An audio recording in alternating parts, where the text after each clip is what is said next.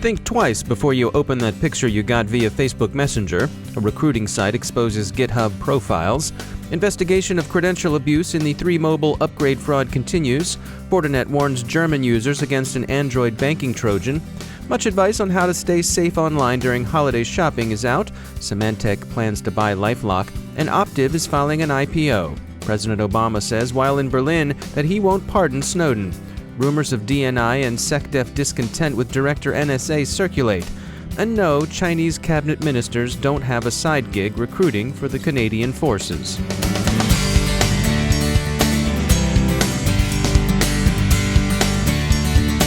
Time to take a moment to tell you about our sponsor, Alien Vault. Do you know that the typical attack goes undetected for more than 8 months?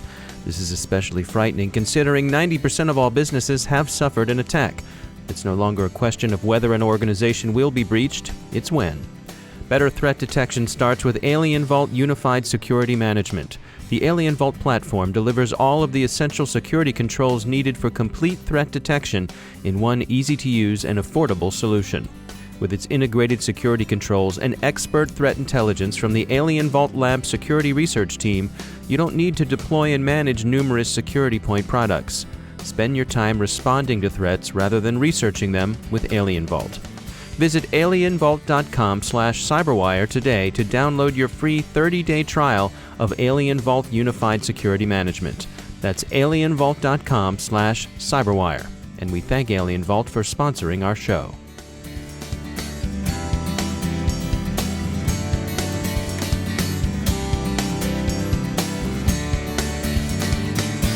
I'm Dave Bittner in Baltimore with your CyberWire summary for Monday, November 21st, 2016.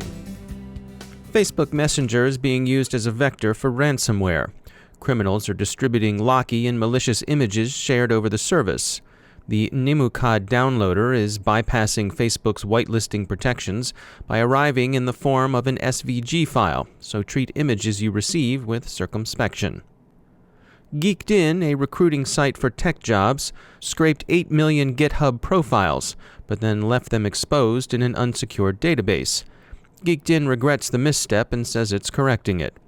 GitHub told HelpNet Security that it allows access to its data but not for commercial purposes, and it's not clear that GeekIn's use of the data for resale to recruiters would be compliant with GitHub's terms of use.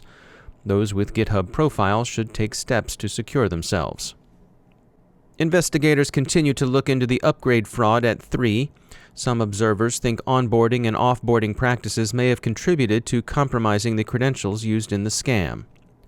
The CyberWire heard from Christian Lees, CTO and CSO of security firm InfoArmor.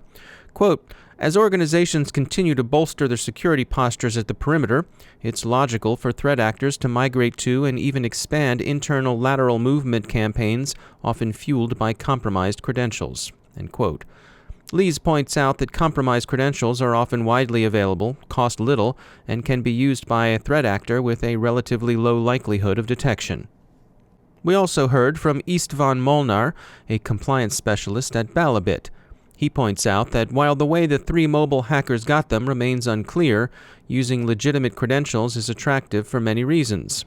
Quote, "Hackers tend to use this method as it is the easiest way to stay under the radar." End quote. Molnar added that user account misuse has become the elephant in the room. In this case, the elephant put about 6 million customers' personal data at risk. Molnar also suggests that the episode indicates the insufficiency of passwords and associated authentication methods. It's equally important, he says, to consider complementing those methods with continuous identification that keeps an eye on what users authenticated with such credentials actually do while they're operating with them. Quote, "It's important to have real-time information on the user's behavior, so that is then compared to the already learned behaviors of known user profiles. In the case of 3Mobile, the system would have recognized the differences in the user's typing pattern, use of command set, and access network areas. This information would have appeared on the security analytic display, and if the situation got worse, the system would terminate the connection of the suspicious user in real time." End quote. In hacktivism news, Terbium Labs tells us that they're seeing some signs of contact information being leaked about banks thought to be involved in funding the controversial Dakota pipeline. Fortinet warns of an Android Trojan that's afflicting German mobile customers. It's a bogus email app that seeks administrative credentials, which, if granted in a moment of inattention, will send banking credentials to the criminal's command and control server. On the subject of dodgy apps, it's worth noting that the holiday shopping season begins more or less officially this Friday, and there's much advice out there on how to buy safely online. Risk IQ this morning released a white paper on the topic. They draw particular attention to the risks apps pose during the season and suggest specific points of skepticism, and they emphasize the importance of knowing you're on the site where you intend to shop, not on a spoofed page. Beware of downloading apps from the virtual equivalent of the trunk of some random guy's car. The official app stores of, for example, Google and Apple aren't perfect, but they're a whole lot better than some app scalper you've never heard of before. Be skeptical of rave reviews. Those can be and often are sock puppetry. Be very cautious if an offer arrives via some free email service. And as always, bad spelling, sloppy grammar, malapropisms, and loose syntactic control should warn you off. When there are more of those, that is, than usual. In industry news, Symantec indeed is ready to acquire identity protection shop LifeLock for $2.3 billion. Security company Optiv is moving forward with its plan to go public in an IPO. President Obama, wrapping up his European farewell tour, told Der Spiegel that he can't pardon NSA leaker and current Moscow resident Edward Snowden on the grounds that Snowden has so far declined to face the music in a U.S. court. Failure to appear in court hasn't in the past necessarily served as a barrier to receiving a presidential pardon. After all, President Ford pardoned his predecessor, Richard Nixon, without it, so it would seem that in this case can't should actually be heard as won't. Rumors circulating in Washington over the weekend suggest DNI Clapper and Secretary of Defense Carter want NSA Director Rogers removed, ostensibly over dissatisfaction with NSA security and U.S. Cyber Command operations against ISIS. Republican congressional leadership sharply disagrees and says it's considering hearings into the matter. Admiral Rogers is said to have met with President-elect Trump last week, purportedly, say the rumors, to discuss possible service as Director of National Intelligence Clapper's successor. Finally, if you were considering joining the Canadian Forces late last week, you may have found your interactions with their recruiting site redirected to a Chinese site featuring news and photos of various government functionaries in the People's Republic. Canadian authorities say it's a serious matter, and they're investigating. It seems very improbable that the redirection was the work of the Chinese government. Hacktivists or simple vandals motivated by the lulz are the likelier suspects. It's time to take a moment to tell you about our sponsor, Recorded Future. Recorded Future is the real-time threat intelligence company whose patented technology continuously analyzes the entire web, developing cyber intelligence that gives analysts unmatched insight into emerging threats. At the CyberWire, we subscribe to and profit from Recorded Future's Cyber Daily. As anyone in the industry will tell you, when analytical talent is as scarce as it is today, every enterprise owes it to itself to look into any technology that makes your security teams more productive and your intelligence more comprehensive and timely, because that's what you want, actionable intelligence.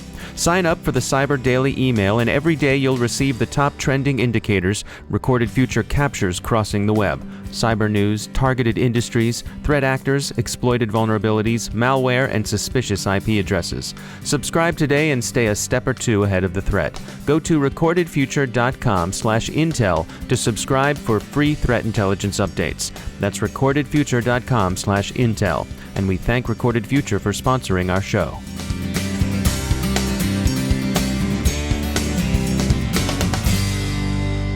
Joining me once again is Marcus Roschecker. He's the Cybersecurity Program Manager at the University of Maryland Center for Health and Homeland Security.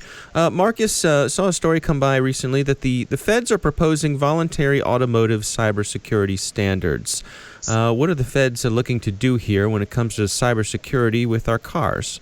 I think over the past few years, we've seen that cars are essentially becoming computers. We see a lot of technology being built into these cars that we as consumers, as drivers, really like.